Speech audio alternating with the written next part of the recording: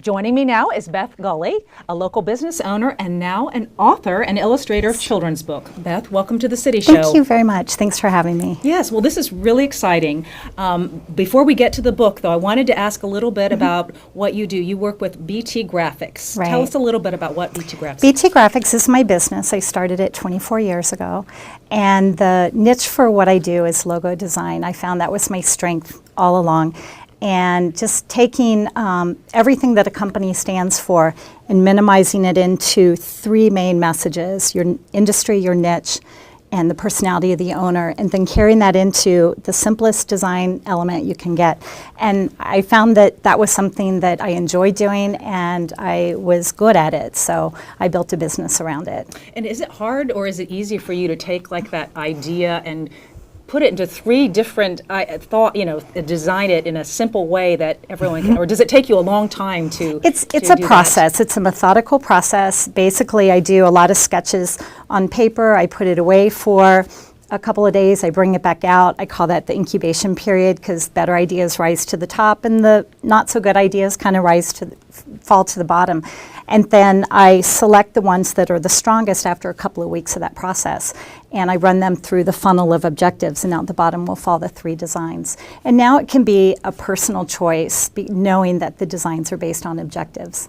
Is there a moment when you get like this light bulb when everything goes off and it just like, wow, that's it? Oh yeah. Oh yes, that's very exciting. That is, I'm sure. Now, how did you get started in graphics and printing?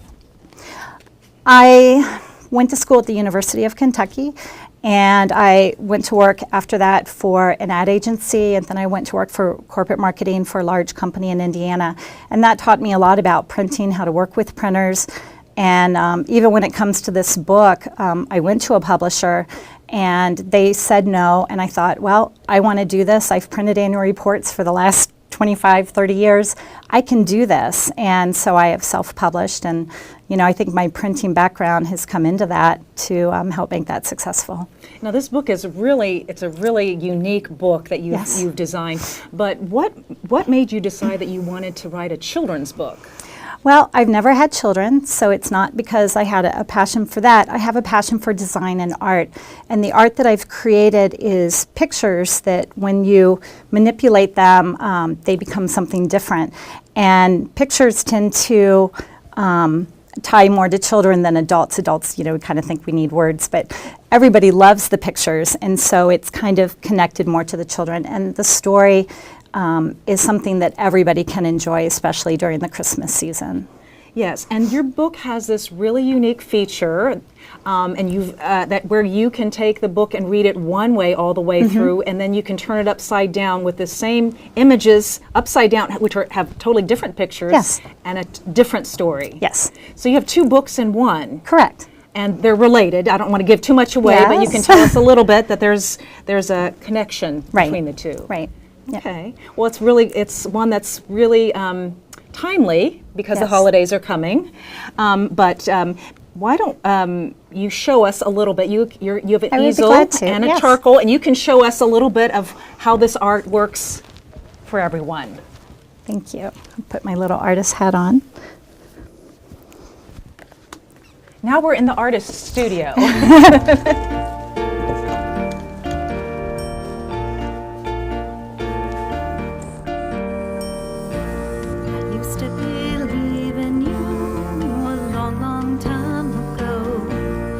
Christmases were wonderful back then,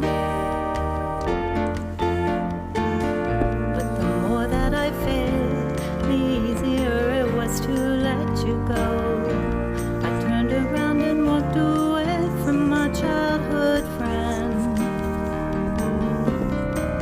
I thought believing in you meant facing my faults and risking the pain of having you pass me by.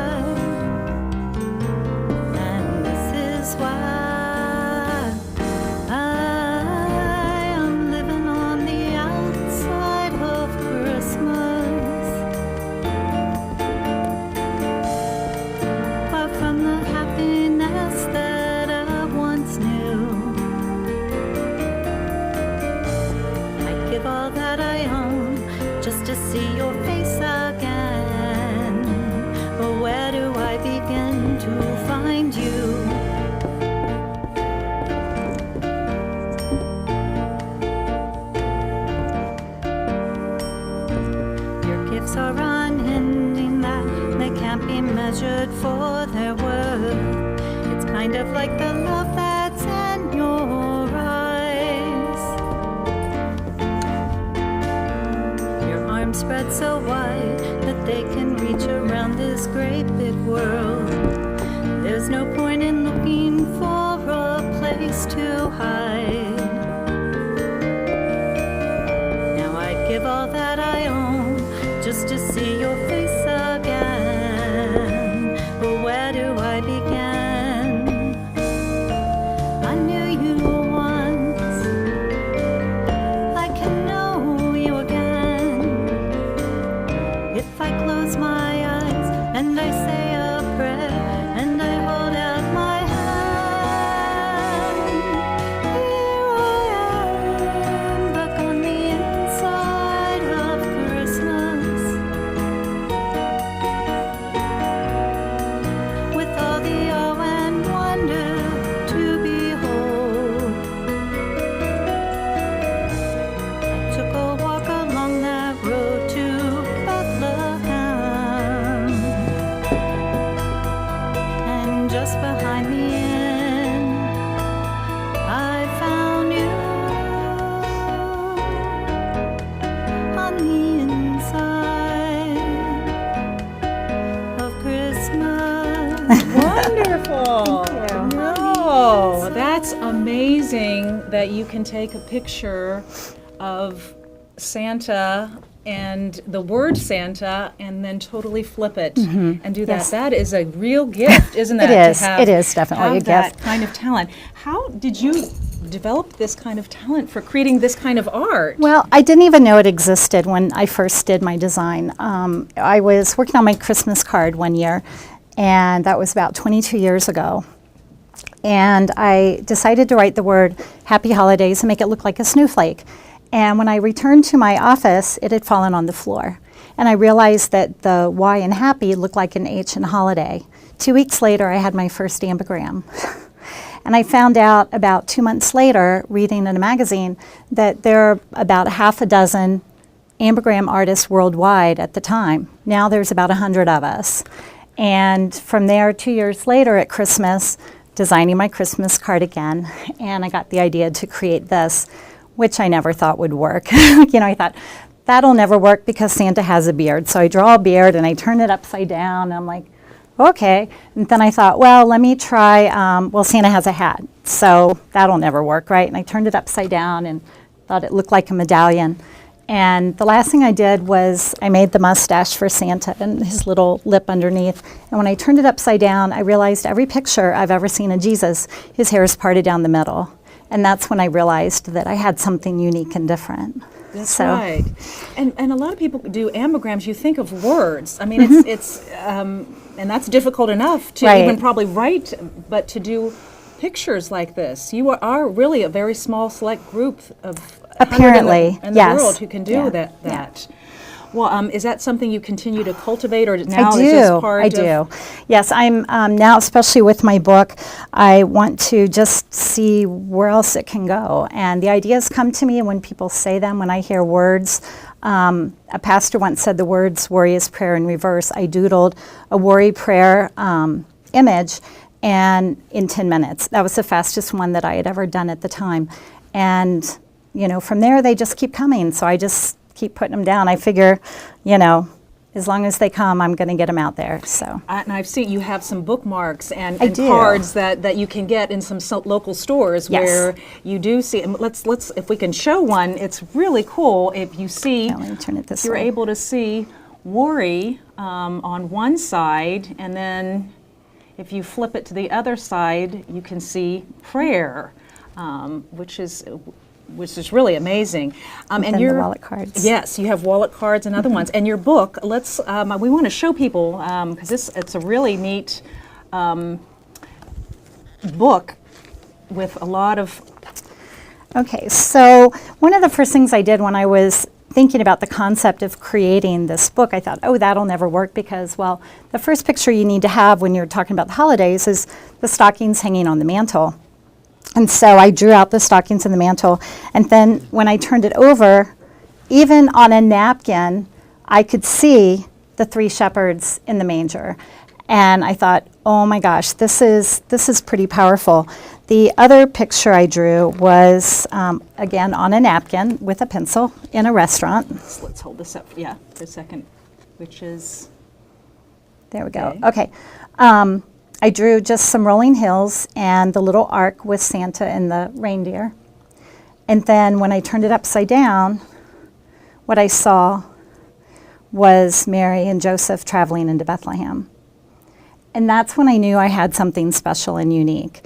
And I knew that I needed to follow through on that and see what else would come. And the ideas came, it took me 8 years to get the book done. Well, sometimes it just takes the right amount of time to get where it needs to be. And so often with, at Christmas, we do, Santa and a lot of things are the focus, whereas this book really brings both sides of Christmas into perspective. Right, exactly. And we're not saying one side is wrong and the other side is right. I'm saying enjoy both sides of Christmas. So right, it celebrates. Now, is this book one that, what age would you say this book is appropriate for? I would say 3 to 8 would be a nice age group, but honestly, all ages enjoy it. I had some teenagers that were sitting around watching me read it to some kids, and when I flipped it over, they're yelling out words like "awesome," and it's just really neat to know that I could touch that age group as well. So yeah, I do think it's all ages because when I had a chance to look at it, it is really fun to see images that you didn't think were there, and then you turn it over like, oh, how did I miss that? Now, when you draw the picture like you did here before, have you done that for schools or churches? I've done it for churches. It actually started out last fall. I was involved with a nonprofit event November 9th, and I did this performance. And because of that, I ended up getting 9 more bookings before Christmas, and they were all last minute. And it was great. I had performances as big as 300 people down to as small as 12. And, the idea is just to get the message out that you really can have both at Christmas and just kind of, turn heads about Christmas. So if people wanted to have you do that, can they contact you for Absolutely. That? I would greatly appreciate that. Okay. Well, where can they contact you? They can go to, design@animotionlogos.com. And that's like animation, but it's animotionlogos.com. And do you have other images that you have as well that you can do, or is this the one that you do This is the one that I do for performances, and I'm also working on creating a slideshow of the book so that I can make that a performance as well and do book signings and readings, And you've been signing books at festivals recently. Yes. What other book signings do you have coming up? Oh, I put my paper away. Let's see, we've got Oktoberfest this Saturday. I have an event in Kettering. And I think we have some on the screen. Oh, there here. we go. Great. Yeah. Oktoberfest is this Saturday. We'll be there from, I think it's 11 to 11. And where will you be? I'll just have a booth. It'll be near the children's area. Okay. And then there's a ladies' night out. I'll be doing signings at Angels in Disguise from 5 to 7. And there's a Westchester Christmas walk the middle of November. And I will be in front of Book Bums. And then Chapters Pre-Loved Books is having a open house on the 16th, and they're going to be featuring 2 local authors, and I'm going to be one of them. And I saw Kettering, there was an event in Kettering. Right, I'm going to be in Kettering the day after tomorrow for a ribbon event, and it's based on health and wellness, and I will be there doing book signings as well. Oh, wonderful. Yes. Is there some place that people can see all of those? I mean, they can watch our show and get all of that, but is there addresses and additional information? I can post that on my website, and that's santa-jesus.com. Okay, and where can books be purchased now if someone's interested? Because these are great gifts for anybody. Yes. Great holiday gifts. Yes, and they're selling fast. It's very exciting. I'm already into my second printing, and I've only had my first 1,000 books for 2 weeks. So we're already reprinting. They're going to be, they're at the gift shop at the Golden Lamb. They're at Angels in Disguise, Picture This has them, and then Chapters Pre-Loved Books, as well as a store in Columbus and over in Cheviot. Wow, you've been busy, yes, haven't you? I have. Are you already thinking of a second book? Do you have one? Oh my gosh, everybody asks me that. You know, I would love to do the other side of Easter, but I don't want to anticipate because whenever I try to do something on my own, it doesn't work. But when it's inspired and given to me, then I know that it will go somewhere. So we'll see what happens. I would love to. I would love to. You know, I would love to. Sounds like one of those where you have to wait for it I to have come to wait, you yeah. as an artist. Yes. If you were to do any other subjects, and you mentioned Easter, would there be other books that you would like to write, or? I love doing ambigrams. I love finding that lowest common denominator in an image to tell two stories. I don't know what it could end up turning into. I mean, I'm wide open to the opportunities. Okay, wonderful. Well, let's go ahead and recap again where your book signings are and where you can purchase your books. Great. So our audience can get them. Okay, the book signing will be at Oktoberfest this Saturday. 11 to 5 is when I will be at that event. The Ladies' Night Out, I will be at Angels in Disguise on November 8th from 5 to 7 doing book signings, and at the Westchester Christmas Walk November 15th from 1 until 7, and Chapters Pre-Loved Books on the 16th. That event is on a Sunday, and it's from 2 to 4. Can you believe November's already almost here? I know. Oh my gosh, the holidays are coming fast. They are. Well, thank you so much for sharing all of this with you, and best of luck with this Thank you very season. much. And we'll be back to talk about the Lebanon Symphony Orchestra and Chorus right after this break.